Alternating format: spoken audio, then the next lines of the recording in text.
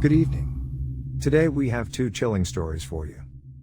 First, we have a short warm-up story about overprotecting family and a possessive boyfriend. Then we have the main story about a group of kids playing around with games and awakening something bad. Maybe you will learn a thing or two.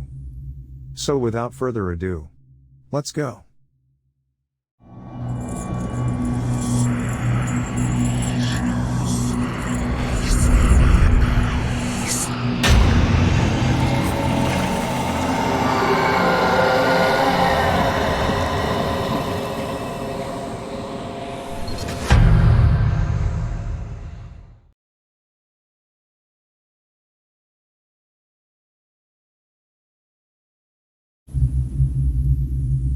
I was my parents' only child, as my mother nearly died giving birth to me.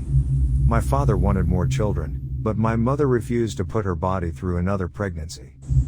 My parents became the most overbearing helicopter parents and wouldn't let me do anything they deemed unsafe. I wasn't allowed to have any friends that they didn't approve of. I was ecstatic when they got me a phone for my 16th birthday, as it meant I would have some sort of freedom. I realized their true intentions when I noticed the tracking app they had placed on my phone. It was their way of knowing where I was at all times. They always took the phone of me at night so they could go through my messages.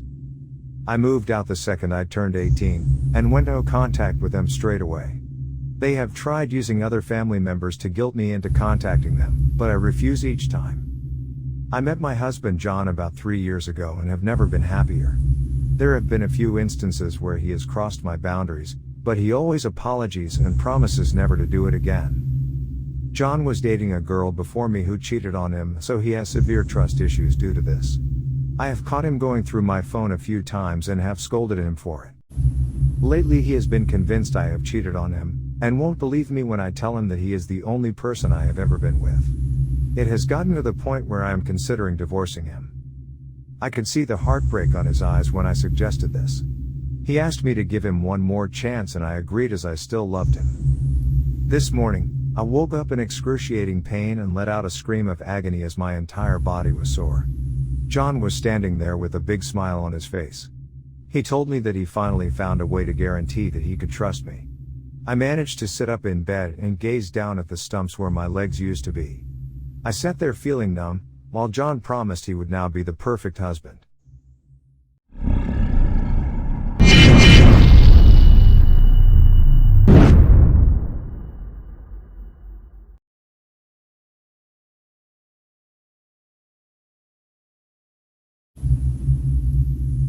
Have you ever heard of a children's game called Kagome Kagome? No? I can't blame you, it's a children's game from Japan. Well, I thought it was just a game. See, the rules are super simple and easy to explain.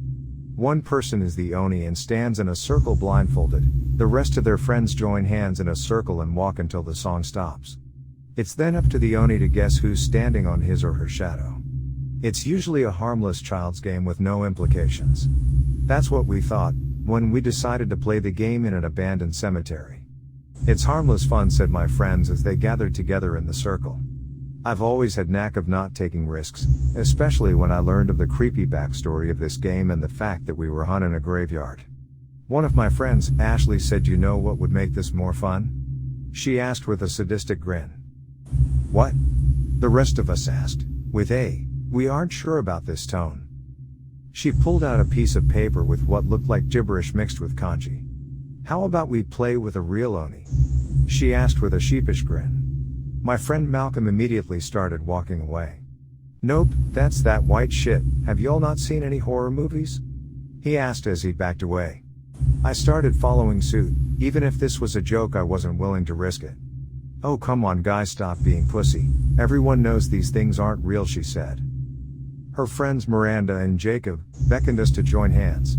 Me and Malcolm looked at each other. Listen up, Bobby. If some shit happens, I'm kicking your ass in the afterlife. He jokes at me. We don't really have much of a choice since you drove us, Ashley, I said. Her Jeep had more space for all of us than my bucket my parents got for my 18th birthday. Ashley started reading from the paper and we all fell silent. A sense of unease rested on us, as she was reading the chant, a combination of Japanese and some other language I couldn't make out.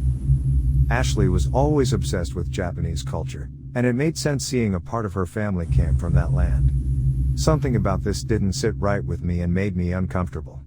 As she finished her chant, she took out a marker and wrote "ghost" on the paper. She then burned it and let the ashes fly in the night sky. The silence in the graveyard was supernaturally quiet. We all looked at each other in anticipation and worry. Then, a voice broke the quiet night air. "What are we playing?" We turned towards the voice and we were all shocked at what we saw. A thing, a living shadow indistinguishable from the pitch black sky, was sitting on a tombstone.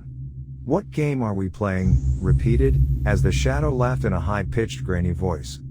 Ashley turned towards it and bowed and said, "We would like to play a game, Kagome Kagome." The entity turned its blank face in what I can assume in an unamused way and sat up.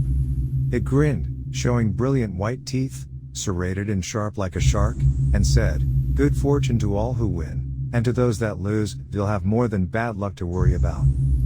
I backed up slowly and looked at Malcolm. He was doing the same.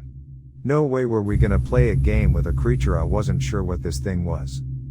Just as we turned to make a break for it, our bodies froze in place. The shadow turned towards us and said, "The game has started and no one can leave. Break my rules and I will eat your bones." We all looked at one another. We dare not test this thing's patience again. Miranda and Jacob were shaking to the bone, terrified at what they were hearing. Ashley glanced at us and urged us join hands in a circle, as she started to sing. The entity melted into the ground, merging with our shadows, and appeared in the circle, amused at what may occur. The moon seemed like it was frozen in place, washing us in the pale moonlight, mocking us like a twisted stage play. We all followed Ashley's lead, singing as the creature closed its eyes and covered them with its razor-sharp claws. We stopped circling and Jacob was standing behind the creature in its shadow. Jacob was terrified, sweat dripping from his forehead. I wouldn't have been surprised if someone pissed themselves. The being removed its hands from its non-existent eye and smiled once more. It spoke out in a methodical tone, almost as if it was savoring each word, like it could taste our sweat, our essence of fear on its long worm-like tongue. I believe the one standing in my shadow was the blonde-haired boy. It spoke as it stared directly into Ashley's face. Ashley went pale, like all the blood was drained from her face. She yelped and screamed out a no. However, Jacob didn't wait around to see what would happen, and almost instinctively, like he read our minds, he started to run. Now, Jacob was fast, being a forward on the soccer team, was both small feet, and given his stature, he could easily compete with the track team stars. However, that was no match for this unrelenting horror, as it stuck its arm into Jacob's shadow, holding it into place. This thing held Jacob's shadow, and played with it like a sick and twisted shadow puppet show. I was astonished. What the hell was I looking at? Unsure to make heads or tails if I was high on acid or not. The being took his shadow's leg and folded it like origami. We all heard a sick crunch, as we saw Jacob's leg broken in 4 different places. Jacob screamed out in a way I didn't think any human could manage, "You friggin' bastard." He even tried to crawl. Crunch, this time his arm was the target. He laid there like a bloody broken snow angel, screaming and crying in agony. This shadow creature reached into Jacob's shadow again, rummaging around as if it were searching for a toy, before it pulled his heart out through his shadow. Jacob looked on with wide, terrified eyes, then the creature bit into the heart. We all took off running, never looking back as the beast roared in anger. I cut through trees, not daring to look back at all. I moved so fast I didn't see anyone else's paths, but I heard Malcolm beside me trying to keep up. "Did you see where Ashley and Miranda took off?" Malcolm asked as he huffed heavily. "No, I thought they followed you," I replied, panting. We reached the jeep and fell to our knees exhausted. We heard running footsteps, and looked up to see Ashley running towards us. "We have to go, that thing can manipulate shadows," she choked out between gasps. We all reaching for the handle, before we saw Miranda's fly out at high speed and fold like a pretzel against the tree trunk. Her spine snapped, as she lay lifeless with eyes glazed over. Ashley pulled out 2 kanji scribbled papers and turned towards us. "I'm going to try and banish it, since it was my mistake summoning this thing here," she stated. Her defeated eyes was full of tears. She turned and tore down the overgrown pathway, as we turned and started the engine to the jeep and took off down the road. That was 3 weeks ago.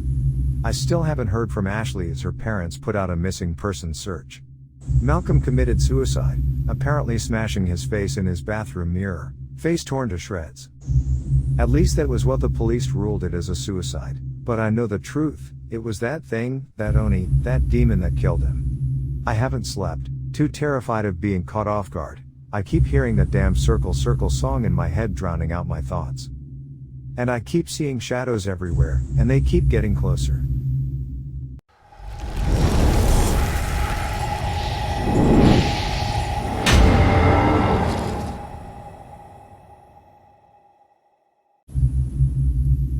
Thanks for listening. But before I go, let me remind you to subscribe and hit the like button. Hit the bell as well to always keep updated. And if you really want to support our channel, make a comment. Nothing will help more. Even a friendly hi will do wonders. That being said, until next time, good night.